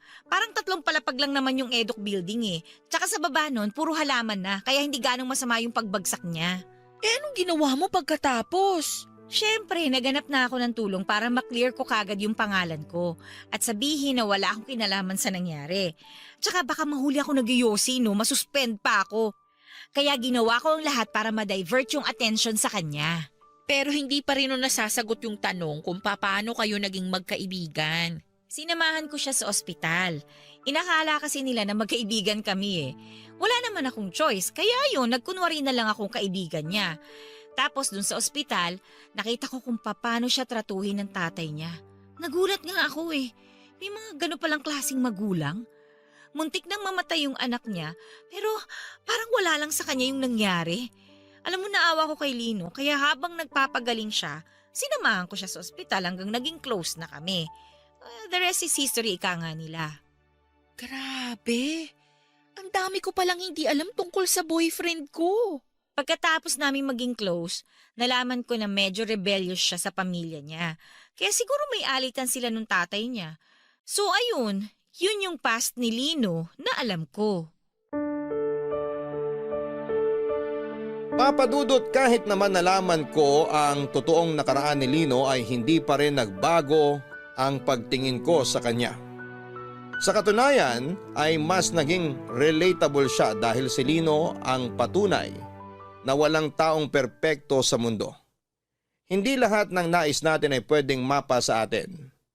Mas naiintindihan ko nga siya at sa parehong pagkakataon ay mas humanga ako sa kanya na sa kabila ng pinagdadaanan niya ay ginawa niya ang lahat ng makakaya niya para hindi ako idamay sa problema ng kanilang pamilya.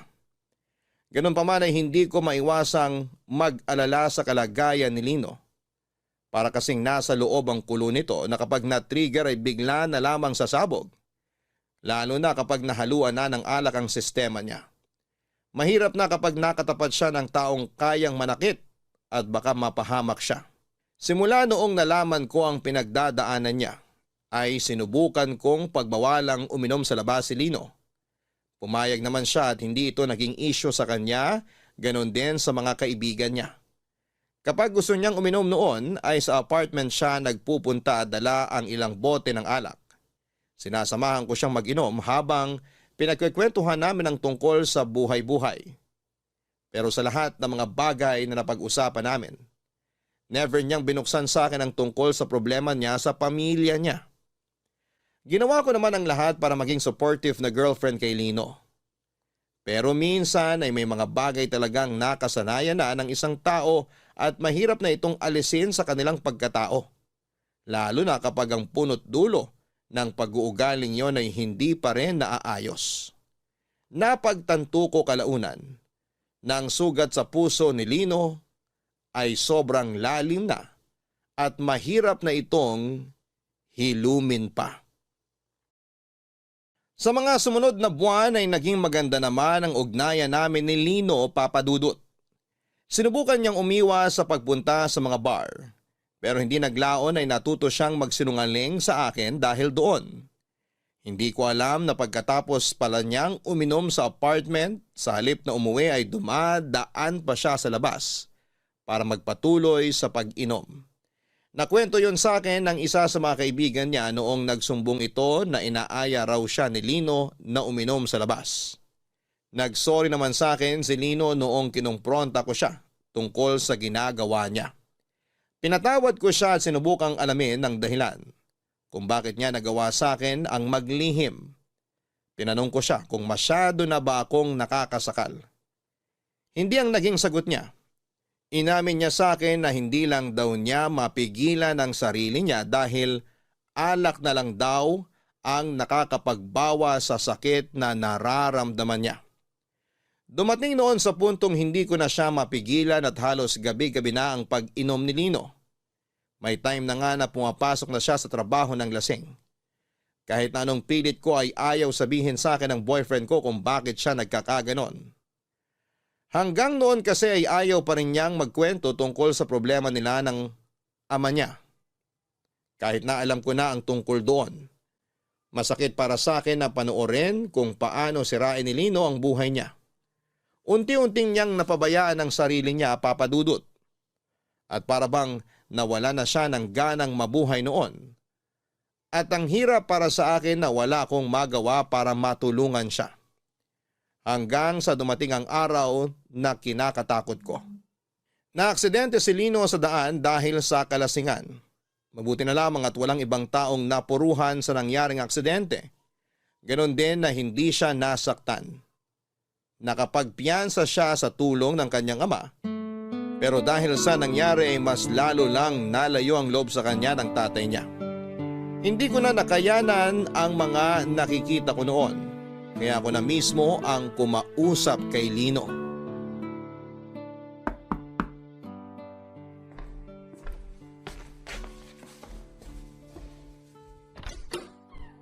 Surprise! Lino? Anong ginagawa mo rito? Bakit hindi ka nagsabi na pupunta ka rito sa apartment? Biglaan lang. Minadaanan akong cake shop kaya binilang kita ng cake. Oh, halika, pumasok ka. Salamat. Maupo ka muna. Para saan naman yung cake? Wala lang. Gusto ko lang mag-celebrate. Mag-celebrate naman ng ano. Wala namang may birthday ah. Tapos na ang monthsary natin. Anong isi-celebrate natin? I-celebrate natin kung ano meron tayo ngayon. Ikaw, gusto kita i-celebrate. Itong relasyon natin. Itong pagsasama natin. Sandali nga. Ano yung nasa balikat mo? Wala to. Patingin? Sugat yan ah. Saan mo nakuha yan? Huwag mo na tong isipin. Gasgas lang to. Lino, sabihin mo ang totoo. Nag-away na naman ba kayo ng tatay mo? Kaya ka nandito ngayon sa apartment ng ganitong oras? Wala namang araw na hindi kami nag-aaway. Ay, hindi nyo na ba talaga maaayos yung problema ninyo? Maayos ang alin. Yung tingin niya sa akin na parang basura lang? O yung fact na si Kuya lang ang tinuturing niyang anak sa aming dalawa? Lahat. Lahat ng problemang pasan-pasan mo dahil sa away nyo ng tatay mo. Hindi na ba natin maaayos lahat ng yun? Georgette, wala sa akin ang problema. Kung wala sa'yo, bakit ikaw yung nagkakaganito? Bakit ikaw yung sobrang apektado? Nakikita mo ba ang sarili mo ngayon? Yang suot mo ngayon, suot mo pa yan kahapon. Nakausap ko kuya mo, ilang araw ka na raw hindi umuwi sa bahay nyo. Nag-uusap kayo ni Kuya? Kinontak niya ako dahil nag-aalala siya sa'yo. Tignan mo nga naman. Sobrang uliran talaga ng kapatid kong yun. Kaya mahal na mahal siya ni Papa eh. Alam mo ba? Nung bata-bata pa kami, ginagaya ko yung kapatid kong yun. Mula sa pananamit, sa pananalita, sa lahat ng bagay na ginagawa niya. Pilit ko siyang kinokopya. Alam mo kung bakit? Bakit? Kasi naisip ko na kung katulad ako ng kuya ko, baka mapansin din ako ni Papa. Baka sakaling magustuhan niya rin ako kapag pareho na kami ni Kuya. Oy, anong nangyari? Wala. Mas ako pa'y napasama. Mas lumala ang lahat kasi lumalabas na parang pinaglalaroan ko lang sila. Anong ginawa mo pagkatapos? Anong ginawa ko? Naging kabaliktaran ako ni Kuya. Kung siya'y mabuti, ako yung naging masama. Siya yung maunawain, magalang, perpekto.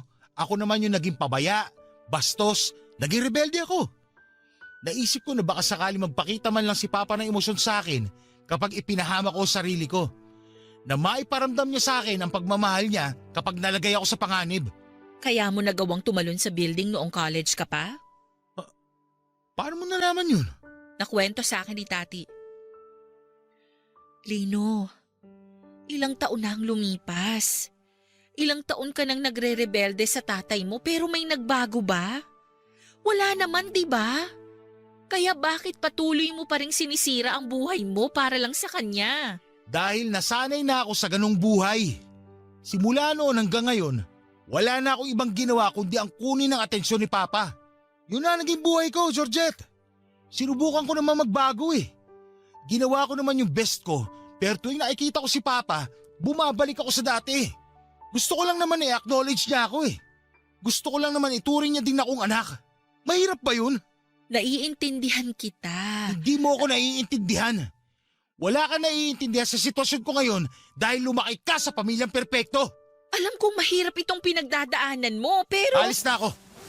Ayoko nang makasagabal sa'yo. Pasensya na kung naabala kita. Lino, sandali! Hindi ka nakakasagabal sa akin! Lino!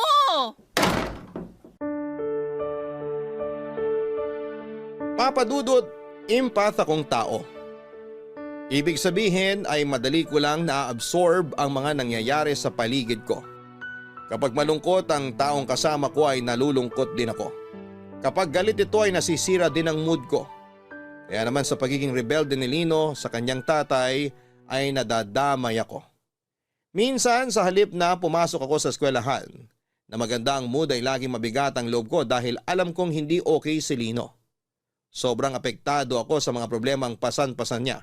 Sa puntong kasama na rin niya akong pumapasa ng mga ito. Okay lang naman sana sa akin yon. Gusto ko siyang samahan sa mga problema niya. Pero ang mahirap sa ginagawa niya ay hindi niya hinaharap ang problemang yon. Kaya tuloy hindi namin nalulutas ang mga pagsubok na pinagdadaanan ni Lino. Dahil lagi niya itong tinatakbuhan. Ayaw niya akong tumulong dahil ayaw niyang idamay ako kahit na hindi niya alam na nadadamay na ako nang hindi sinasadya sa alitan nilang mag-ama. May pagkakataon noon na bigla-bigla na lamang akong tinatawagan ng mga kaibigan ni Lino sa bar dahil nagwawala raw ito. May oras din na sa sobrang kalasingan ay ako na ang sumusundo sa kanya ng madaling araw dahil hindi na siya nakikinig sa mga kaibigan niya. Unti-unti ay napagod na ako sa ganong buhay namin ni Lino. Napagtanto ko noon na ako naman pala ang nagbubuhat ng relasyon namin katulad ng mga nakaraang relasyon na pinasok ko. Nagpatuloy ang pag-iinom-inom ni Lino kahit na pinagbabawalan ko siya. Hindi na siya nakikinig sa akin noon. Nakiusap nga ako sa mga kaibigan niya na huwag na lamang muna siyang samahan o isama sa mga galaan pero kahit ganoon ay matigas pa rin ang ulo ni Lino. Kahit mag-isa ay lumalabas siya. Konti na lang talaga at malapit na akong mag-give up noon sa kanya. Hanggang sa ang pangunawa ko para kay Lino ay tuluyan ang nawala noong isang gabi. Nabigla na lamang siyang umuwi sa apartment ko na lasing na lasing.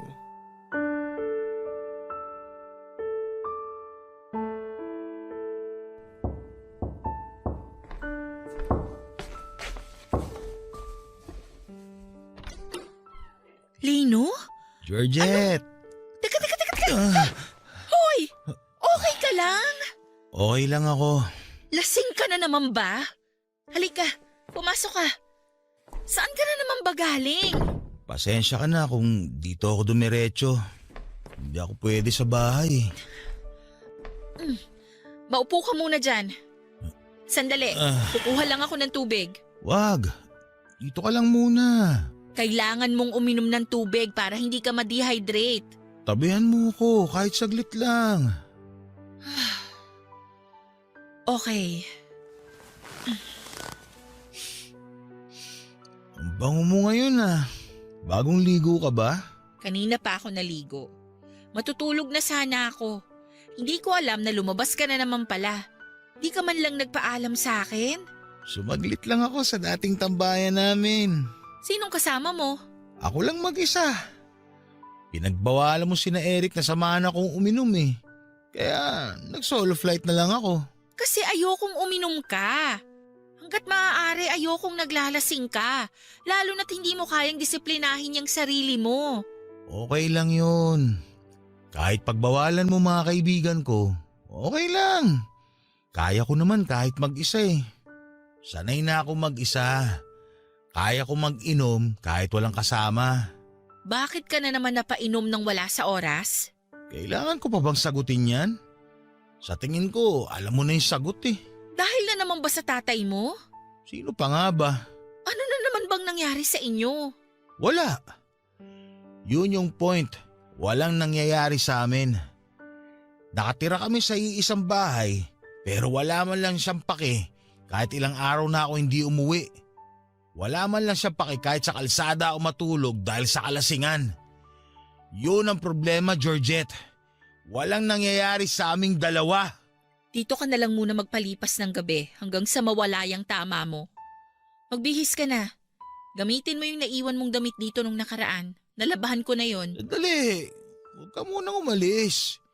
Dito ka lang sa tabi ko. Lino, gabi na. Payakap lang. Ano ba? Lino, may pasok ako bukas. Please, pagbigyan mo na ako. Sa susunod na lang. Wala ako sa wisyo. Lino naman, tumigil ka na.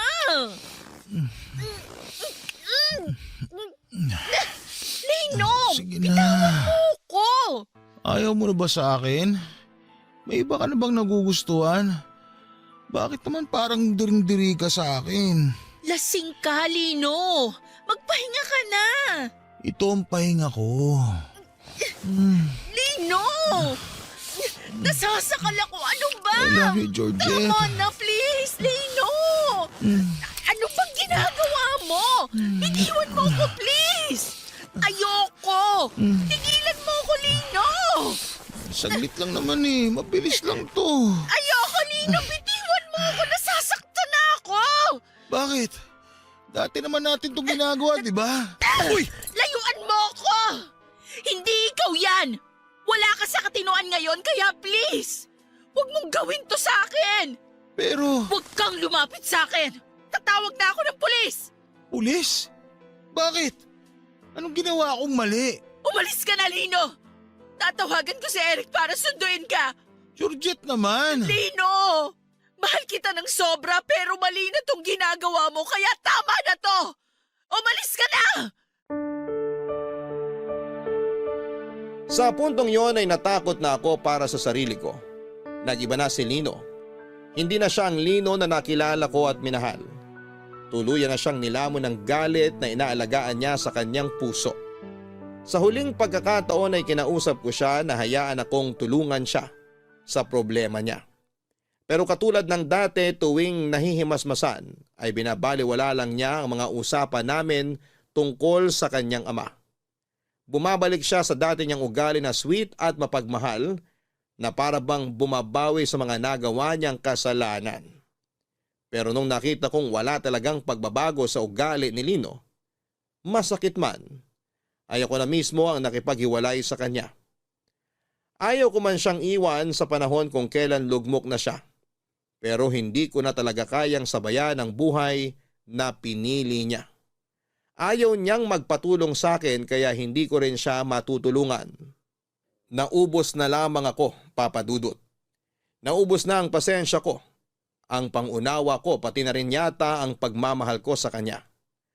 Ang problema, kahit gaano namin kamahal ang isa't isa, ay hindi maisasalba ng pagmamahalang ang relasyon namin, lalo na't punong-puno ito ng bagahe mula sa nakaraan. Masyadong mabigat ang mga problemang pinagdadaanan niya para baliwalain lamang ito. At hanggat hindi niya naaayos sa mga yon, ay minabuti kong lumayo na lamang muna sa kanya.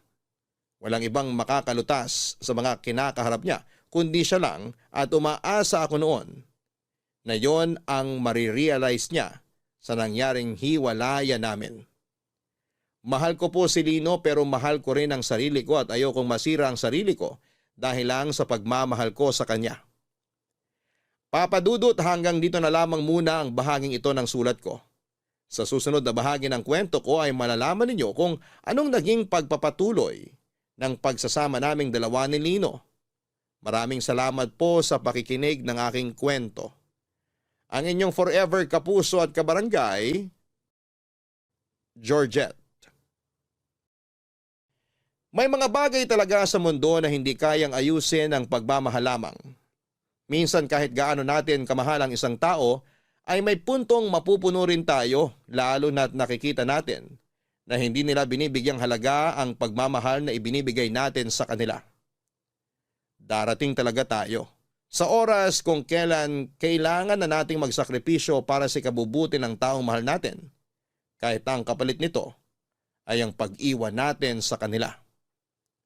Hanggang sa muli, ako po ang inyong si Papa Dudut sa mga kwento ng pag-ibig, buhay at pag-asa sa Barangay Love Stories number 1. Sabay-sabay nating pakinggan ang iyong kwento ng pag-ibig, buhay at pag-asa. Ipadala lang sa barangaylovestories@yahoo.com. Nagustuhan ng iyong napakinggan? Ituloy yan via live stream sa www.gmanetwork.com/radio.